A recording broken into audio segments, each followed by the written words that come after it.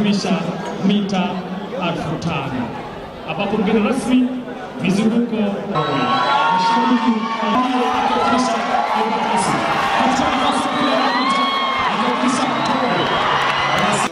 And actually, even if I had competed on 10,000, I had that passion to run my best.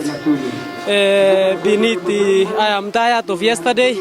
I don't mind. I just roll my legs to the maximum where it cannot go again. That is from now, I think I'll resume my training, focusing on Olympics. And this is my second title. So I really thank God for enabling me to be the gold medalist today. I had prepared for this and I was hoping to at least get that medal, and God has enabled. I really feel happy.